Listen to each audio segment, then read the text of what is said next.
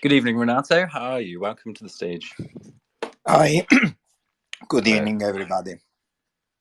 Right, I'm just going to do a quick tweet. Pleasure to have you here. Glad to steal some of your precious time to have a bit of a deep dive into your candidacy for the steering committees. Bear with me while I just tweet out this space, and then we'll jump straight into it. Okay. Right, there we go. Listeners, if you could do the same, please, send your retweets, and let's get as many people as we can here to hear from Renato. So, Renato, welcome. Could you please give us a little bit of insight about yourself, your background, and your professional development to date? Okay. So first of all, I'm Italian, and my technical background is engineering, optoelectronic engineering. So I graduated many years ago in Bari Polytechnic in south of Italy, and since then I have developed most of my professional career path in the area of assurance, certification, testing, inspection, and certification activities, and information technology. I covered my major employer has been DNV, one of the leading global assurance player and one of the most important global certification body. I've been serving in DNV up to October 2022 and covered different role, different senior management role. I've been in charge of South Europe operations, South Europe and Africa. I've been marketing director, technical director, chief strategy and M&A officer. And in the last 5 to 6 years, I've been focusing on building a new concept of testing, inspection, and certification, which we have named digital assurance. I've been focusing most of my time in finding the way of using exponential technologies, and in particular blockchain, to reshape the concept of certification and assurance, taking into consideration that products are becoming more and more smart, and therefore you need to find different way of making them safe and usable by people. That's in a short what I've done in this 27 plus years of Quite the list.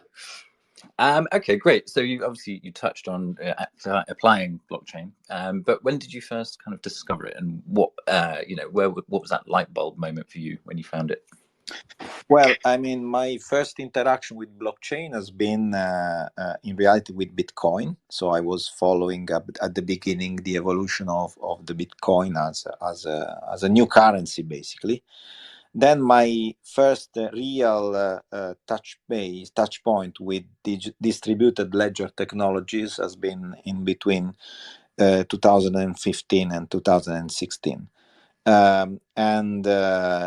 think immediately after doing some scouting of this technology in terms of features and characteristic, I think it came very clear to me, and not only to me, but also, for example, to Luca, who has been working together with me many years.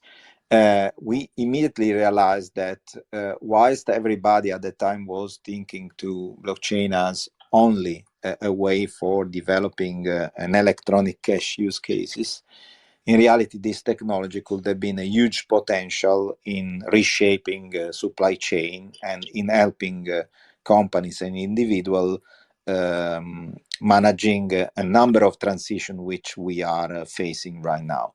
One of the transition that the society as large is facing is the one that is forcing us to move from a linear economy to circular economy. But there are many. So my first real touch point with the technology has been, I have to say, 2015. Amazing. So a long history. And when did you first find VeChain then? I mean, I suppose we've seen the infamous video, not infamous, sorry, the video with you and Sunny many years ago. But how did you come into contact with VeChain? Well, that's very.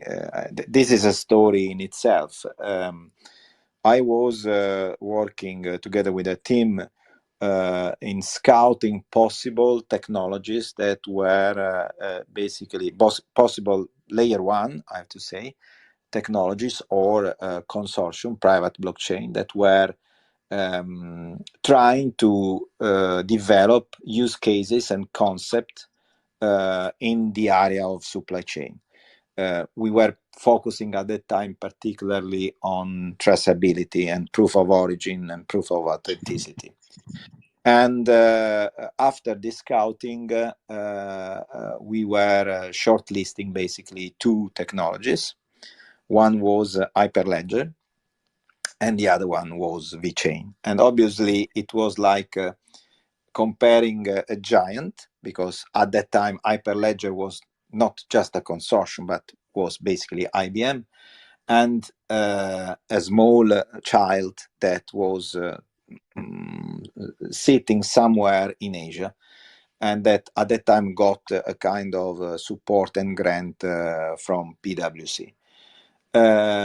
Therefore, we decided to look into it. There were very few information about VeChain at the time, but for a very lucky coincidence, as a part of this scouting process, I was supposed to attend the consensus event in New York, and I found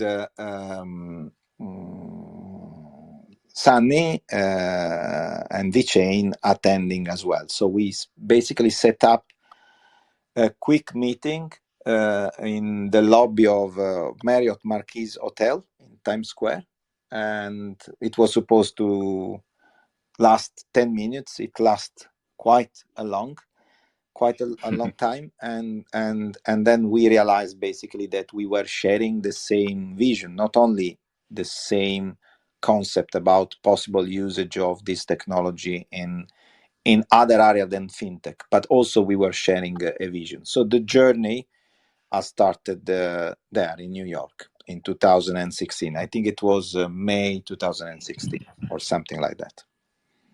Amazing stuff. So how, what, obviously you've had a professional career within the TIC and kind of certification realm. How do blockchain and that sector kind of come together? What are the synergies with that technology? Well, I mean, as I told you, I mean, most of my working experience has been spent in the area of certification and assurance, which is about trust in transaction.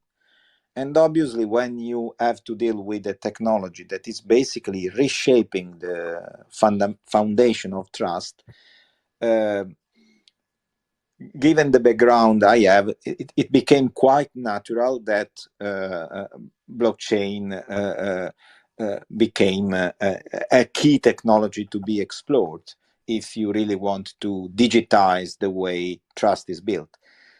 Currently, all quality assurance, most of the quality control and quality assurance activities are done using human as a main element and or using data to be analyzed.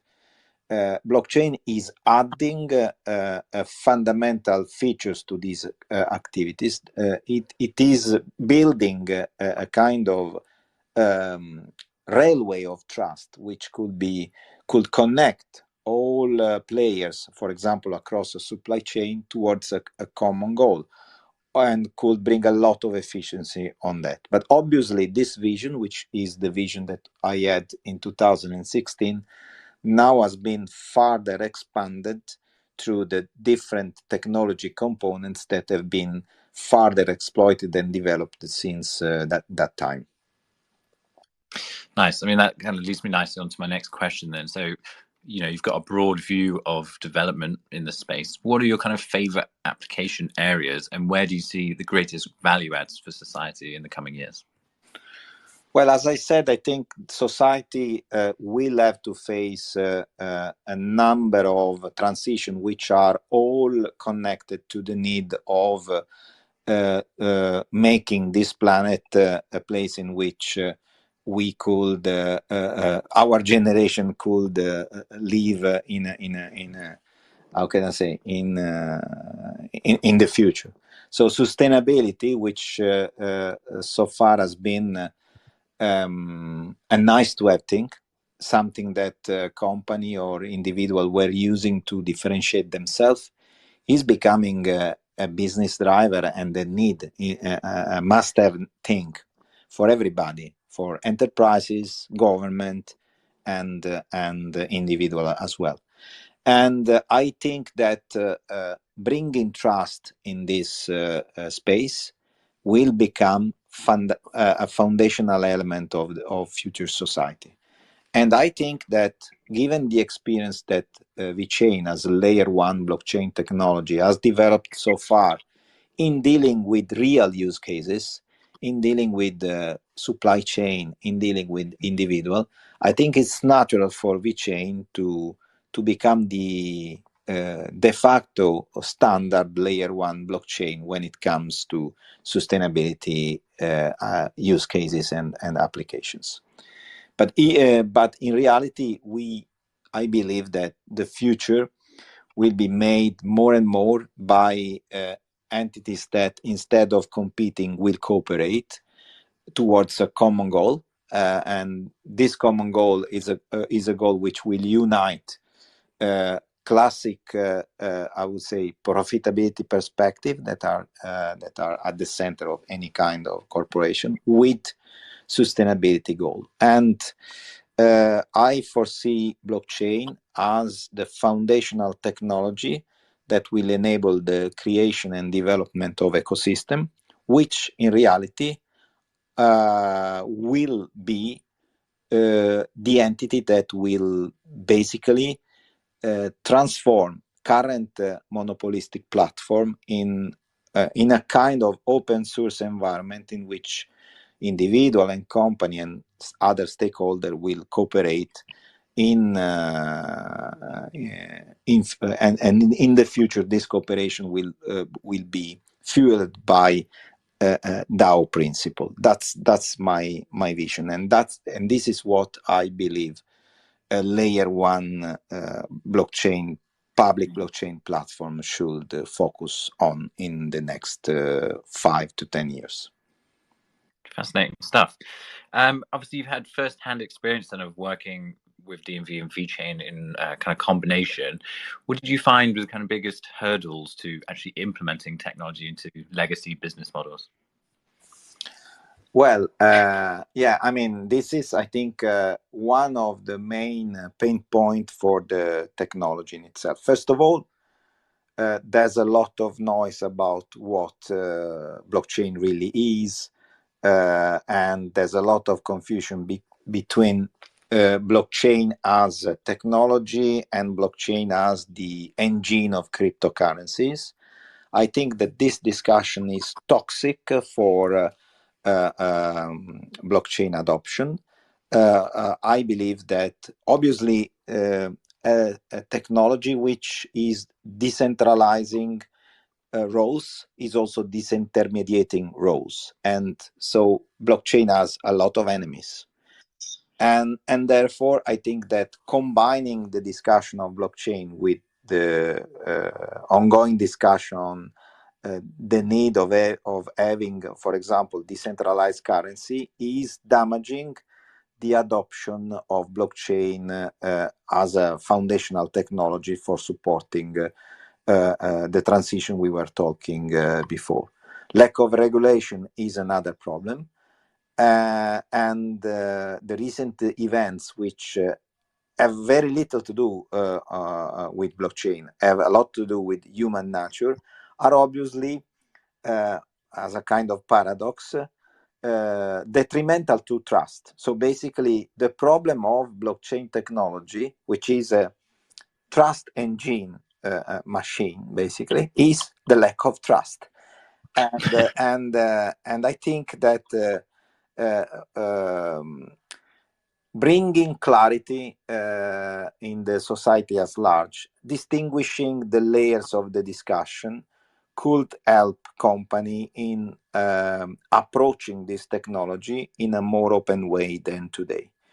The other hurdle I perceive is that the user experience in general terms is still designed for people that are developers. So we need to make sure that normal users, even boomers, I'm not yet a boomer. I'm missing only 1 year to be qualified as an official boomer. But I mean, it's very important that this technology is easy to be used. And today, that's not the case. This is another fundamental pain point. Lack of regulation is another one. But in the last, I have to say, 6 to 12 months, I have detected a rising interest of company who are, approaching this technology not that much from the ICT point of view, but more from the business need perspective. And I think that being able to explain to people what you could do, what kind of use cases you could implement, without even mentioning that the underlying technology is blockchain, will help quite a lot in bringing clarity to this very, very confused marketplace.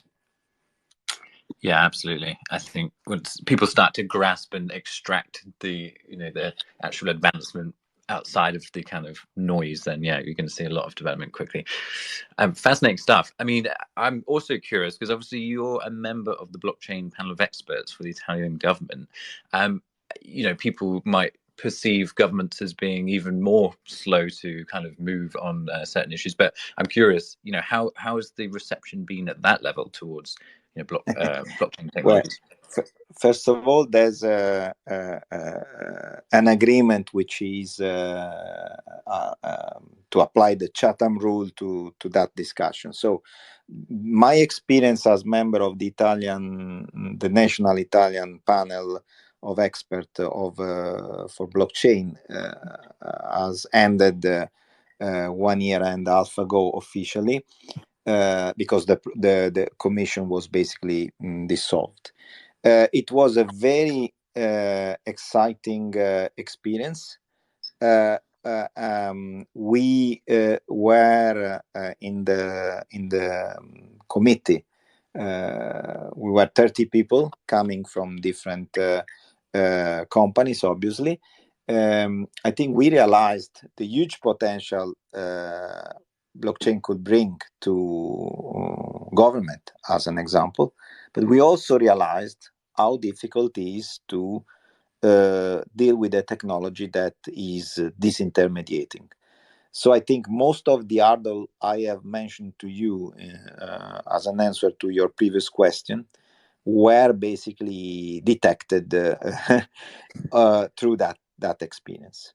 I also had another experience as member of the San Marino equivalent committee, and I think I have realized my big learning from that experience is that small sometimes is much better and much more efficient than being big. Absolutely. Well, that's an interesting snippet. Thank you for that. Obviously, you've got an expansive background, but just to bring it to the community level, how has your experience been so far with the crypto community? How do you think the foundation can better support community and community projects in the future? Well, I think my main experience with community is via Twitter. Sometimes I tweet and I get a lot of reaction from people. I also have met members of the community across the globe. I obviously, by the fact that I'm Italian, I know much better the members of the Italian community. I'm also in an anonymous way part of the Telegram community, and the reason is that I don't want to bias people, so sometimes I also read about me and reflect about comments. Sometimes I've also been challenged by the community. So I pay a lot of respect to the current community. It brings to me a lot of input. As a corporate person, I have been joining this world thinking that big is good, as I told you already. I'm now realizing that the power of individual and being small, I mean, it's a big advantage. And I think the biggest learning I'm bringing with me as a result of my interaction with the community is that individual sometimes could do things that large corporation and government can't do. And what the thing I appreciate the most in the VeChain community is that you sense this belief in many of the input, feedback, and comment you get. So the level of participation and even the level of competence in certain topics is much higher than the average of other similar discussion forum. Great. No, great answer. Thank you. Sorry, did I cut you off there? You good? Okay. Well, let's take it on to the steering committee then.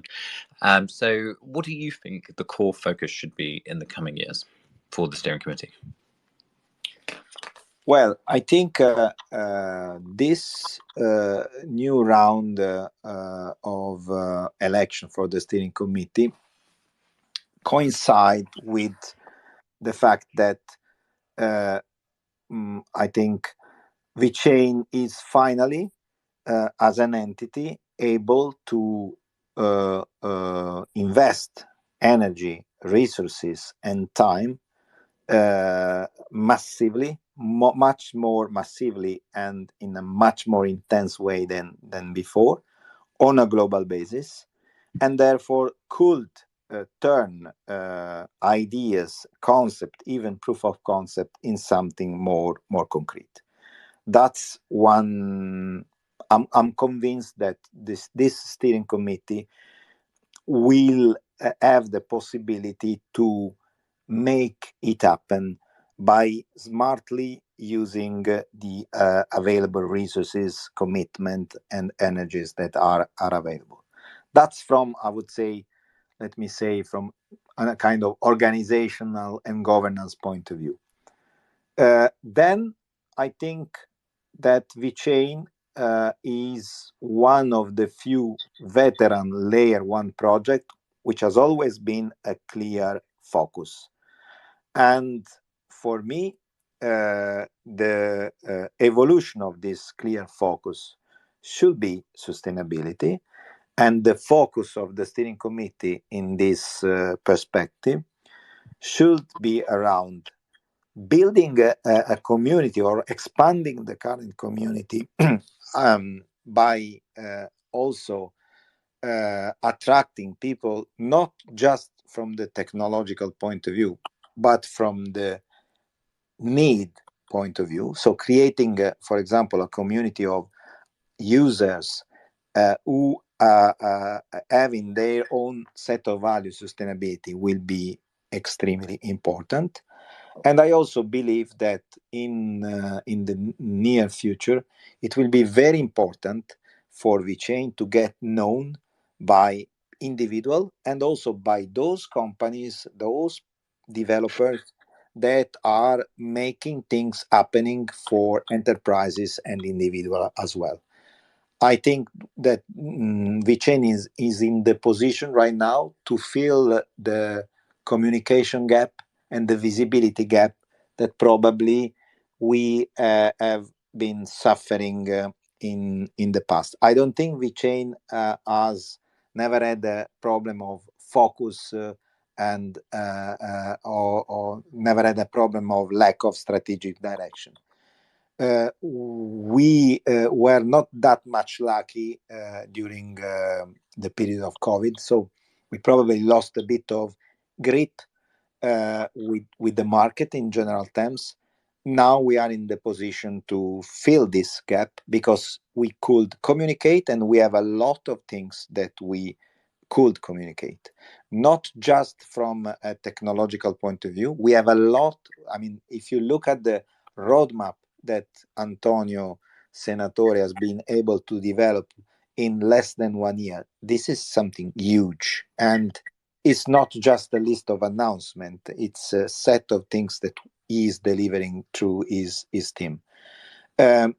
We are spending a huge amount of energy and commitment and passion to, make the future strategy of VeChain clear and shareable with everybody, irrespective of their degree of knowledge on technology and sustainability. So we really want to become, I think the steering committee should work to make VeChain, as I said, the de facto standard as layer one for any kind of sustainability related use cases. We should be the layer one that is basically helping the entire blockchain space to go towards Web3, to think about product as phygital. I tweeted a few weeks ago that the concept of the digital twin is dead. We need to create a new space. We do not any longer need to use this technology to mirror the physical space. The future is made by a phygital space in which each product, each asset will have a physical component and a digital component, and we should be the one which is at the bridge of this intersection. We have knowledge, experience, and tool to play this role. Absolutely. Great answer. And how do your areas of expertise lend to that vision then? So how specifically, are you applying your previous kind of talent? Well, my contribution, if I will be obviously elected in this role, will be to combine the expertise and the experience and the competence I have on sustainability related topics with the one I've developed in recent years on blockchain. By nature, I'm a person that has always been looking outside the organization in which I've been working. So I think I could play a role together with the technology representative to, ensure that, for example, advisors or system integrators are basically recognizing the superior value of this technology versus other similar initiative, both from a technological point of view and from a use case point of view. As part of this challenge, I will commit to support the enabling of the born of new ecosystem, and I will try to get in touch with lighthouse companies, for example, to promote the development of use cases based on VeChain technology. I think that we need to still continue to promote adoption of this technology, and the best thing we could do is to make it by bringing to the community lighthouse projects and lighthouse concepts. Yeah, that's a fascinating topic area, actually. Perhaps you could expand a little on what a lighthouse is for those that are unfamiliar. Well, I think, if you look at the history of VeChain, we have been always pioneering in using this technology to sort out cases to sort out pain points which apparently had nothing to do with blockchain. So I could quote, for example, an example that probably has not been hasn't been considered as so innovative as I believe it is. For example, what we did in San Marino in issuing, in releasing, in using NFT technologies to propose a universal green pass, I think it's something that is worth to be mentioned. We need to, inspire people, inspire enterprises by investing our resources in this kind of innovative concept that then are driving the adoption of majority of individuals and enterprises. And another area in which we need to do much more, and we will do more, I believe, is in engaging individuals. One of the main pain points, for example, that the society is observing and is living with in achieving the goal that are settled by transnational organizations like UN, for example, in the area of sustainability. The most known initiative is the one of the SDGs, is that it's very difficult to involve individual in these challenges. Well, the nature of blockchain combined with the usage of other technologies could, for example, give the possibility to quantify, qualify, and share a new concept of value. I mean, today, when we talk about value, when we buy a product, for example, we pay in most cases still in fiat currency. But this amount of money we pay is only related to certain characteristics of the product. We are ignoring and not considering that that product is also made through consumption of certain quantities of scarce resources or certain quantities of externalities that long term are damaging the planet. In the future, product will be differentiating from each other, for example, by the fact that they may be made with less water consumption, or they could have a lower environmental footprint, in concrete terms, a lower CO2 footprint.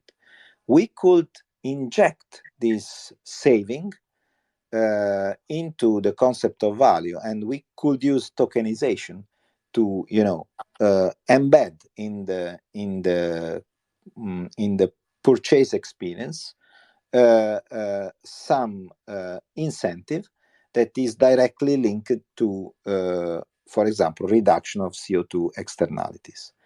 And surprisingly, this is a use case that VeChain has developed many years ago already in China, for example, in the BYD case.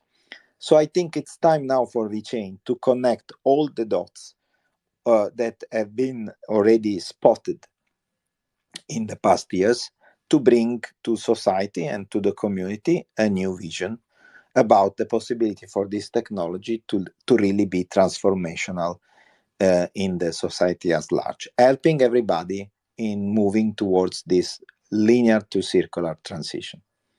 Fascinating stuff. So, assuming this all goes to plan, which I have no doubt it will, where do you kind of see the VeChain Foundation in 3 to 5 years, say? Well, I think that VeChain Foundation in 3 to 5 years should be perceived as one of the pioneers that has inspired other companies, other entities in onboarding in this journey that many individuals and many companies today perceive as a kind of obliged journey.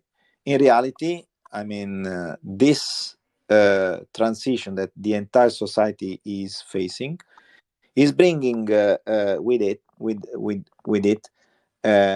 a new concept of value, and I would like VeChain to be considered one of those players that is contributing from a conceptual point of view and the practical point of view to this change of paradigm. Awesome stuff. So to just move away from the steering committee then, in terms of the customers of the VeChain Foundation, who do you think they are, and how are we ensuring VeChain is attractive to them? Well, first of all, I would not define them as customers, but more as users. I think that, as I said, to be attractive for them, we need to be useful. That means that we should be able at the same time to make sure that our foundational technology is embedding those features that are helping them in implementing use cases which are relevant for their activity, their business, faster and more efficiently than in other cases. So I think this is important. More important than this, as I said, being VeChain, in any case, a technology player, we need to get this technology known by those that are normally helping others in implementing it. As I said, system integrators, advisors, but also by the individuals. You probably have seen that in recent months, VeChain has boosted all, I would say, Marcom initiatives with precisely this purpose, to start being perceived beyond the crypto community from one side, and from another side, to become very well known in the crypto community. In this perspective, for example, what VeChain wants to do with the UFC partnership is precisely, to be perceived and positioned as the layer one in the crypto community world, expanding it and connecting the passion for fighting into something which has a purpose. And I believe that purpose will be sustainability. Yeah, absolutely. I think from my perspective on the social media front, definitely seeing a lot of organic growth on the back of this kind of push for visibility, and obviously bringing the tools that are coming to market soon. That just is going to boost VeChain's prestige massively. I think you use the term sometimes Web 2.5. We're kind of VeChain's going to be enabling that first step. So I think obviously the wallet is such an exciting development, and of course the tools Antonio's working on, for later this year. I think, fascinating stuff and an exciting time for VeChain for sure. In terms of obviously digital assets, we're moving into this adoption phase. You've got regulations kind of unfolding. What do you see as the future of digital assets at large? I mean, in terms of their ubiquity and adoption in society, like how integral will they be for the economy? Well, first of all, as I said before, everything is going to be phygital, and this distinction between physical and digital will become more and more irrelevant. And the reason is that decision will be taken into the digital space by nature. I mean, and therefore every single asset, every single product should have a digital component. That will be the fundamental evolution that we will observe in the years to come. Obviously, when you talk about digital assets, it's quite immediate to think about NFT as a technology that is basically able to give an identity to this digital asset, and this is very important. The discussion we are having in VeChain, for example, on the utilization of NFTs, goes far beyond using them just as a way for representing a proof of ownership, as an example. You should think, for example, to an NFT as the identity of a product, which is also the digital passport of this product. It contains all information about the origin, the authenticity of the product, but it's also something which could help, for example, companies in launching recall initiative in a very efficient way. Could be also something which is linked to credits that are representing how good the manufacturing process was in terms of reducing the environmental footprint, as an example. So I think for me, that is one of the area in which VeChain will have to be perceived as the de facto standard. We have inside the organization the necessary knowledge to make this happen. Our technology is already designed to support this kind of use cases. Therefore, I don't see a reason why we should not succeed in this area. Fascinating stuff. In terms of sustainability then, so what are you seeing as the most immediately promising areas? And then I guess a bit of a blue skies take on where we can go with blockchain. Well, I mean, without doing any major leak, but I think that definitely everybody now is focusing on measuring the carbon footprint.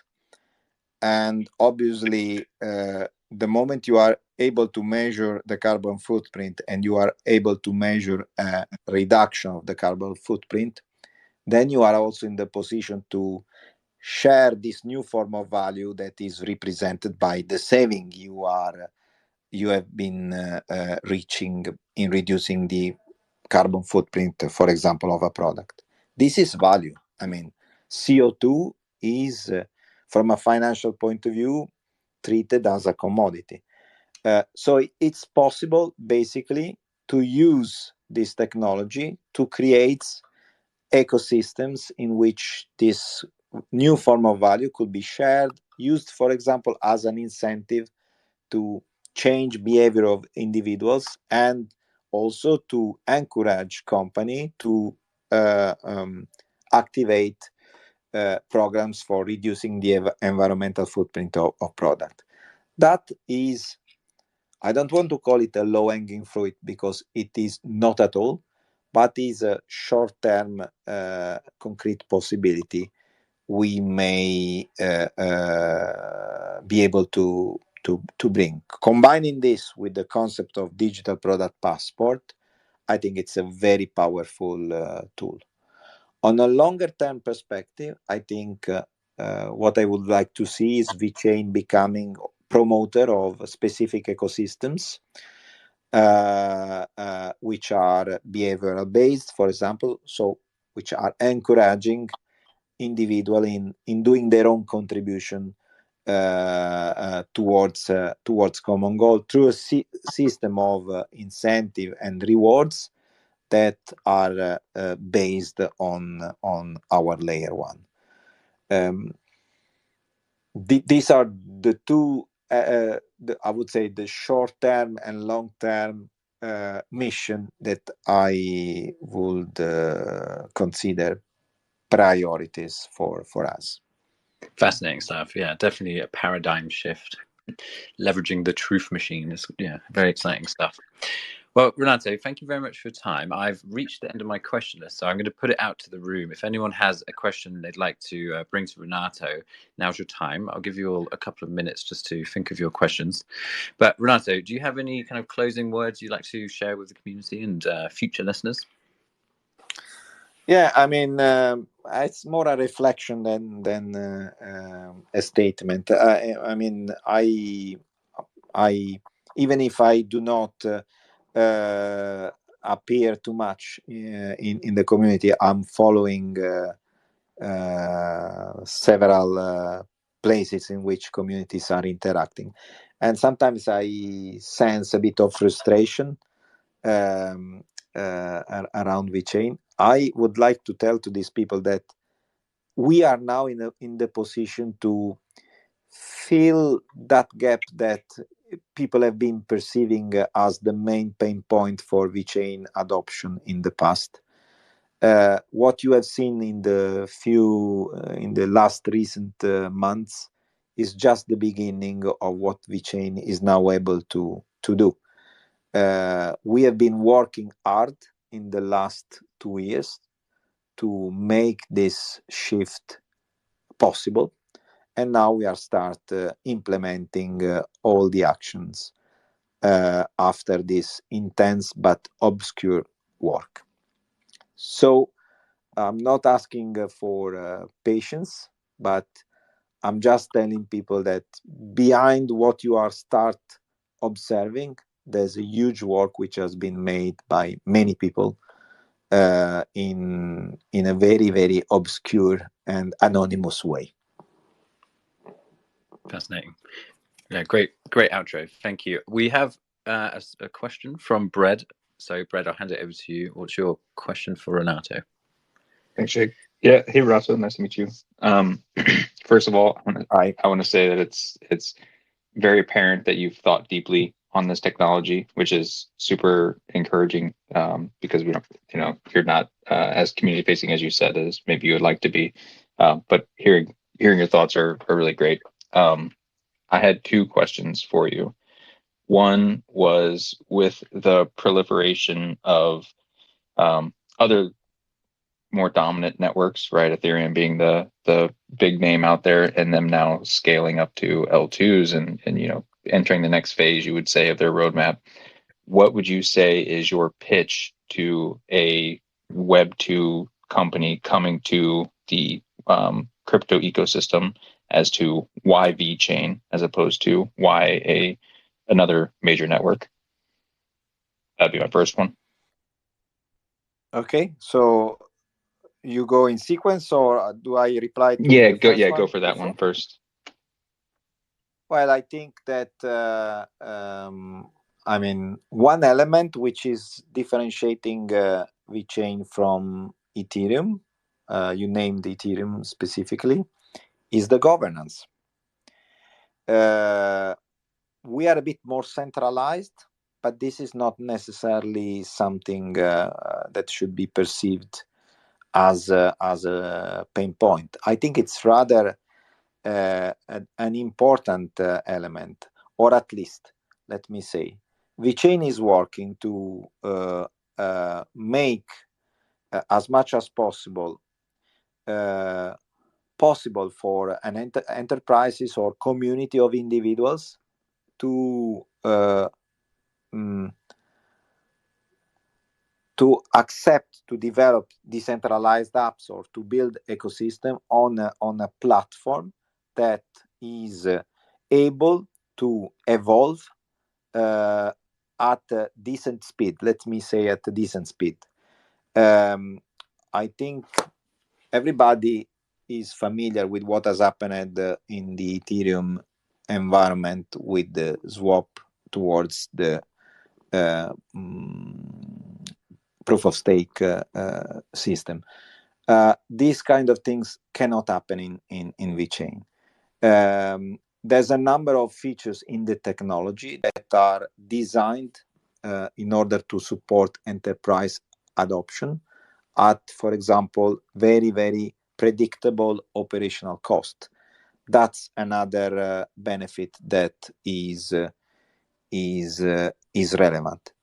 The VeChain organization is made by people which are bringing different perspective to the problem or to the use cases that they are analyzing, not only the developer perspective. And I think this is an advantage in a place in which so far the normal behavior has been, okay, let's develop something and then let's find which kind of use case fits for what we have developed.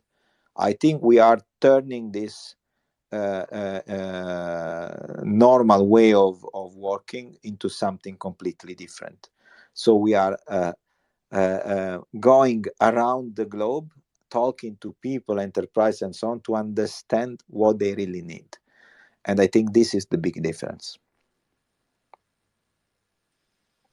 Thanks. Yeah, I appreciate that. And again, it's just something I always, I've been building an ecosystem for over a year now, and it's always something that I like to make sure I step back, calibrate, and really evaluate. Make sure we're not drifting. And it sounds like you guys have done the same, and I love to hear that. And so the next follow-up question I had was, you'd mentioned now VeChain's ready to shift into this new phase of engaging the community more and really being involved, which we have seen in spades. And, I think everyone is getting really exuberant about it because it is something that they've been craving for a long time. What would you say was the big shift to VeChain to say, like, okay, now it's time to shift over and start watering those plants? Well, I think, as I said, in order to be visible, you need to be able to operate. And we have been working hard as a previous steering committee in making this possible, in signing a partnership with UFC, in signing a partnership with ATP Finals, for example. There will be more coming. In a fully compliant way, which is the challenge of many blockchain platforms.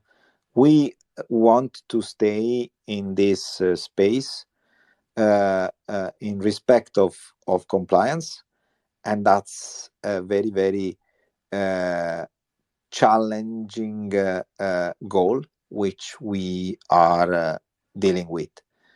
I think this is the main difference. We are trying to get visibility, not just to, I would say, promote, let me say, useless transactions that are creating transaction volume that is then considered the best proxy for valuing a token. We want to build a system in which meaningful transactions are circulating and are happening, and that's a more difficult thing than simply doing some marketing for making the token or the project simply more visible. We are bringing a purpose to what we are doing, which goes beyond getting visibility. We want to gain visibility because we want to be relevant.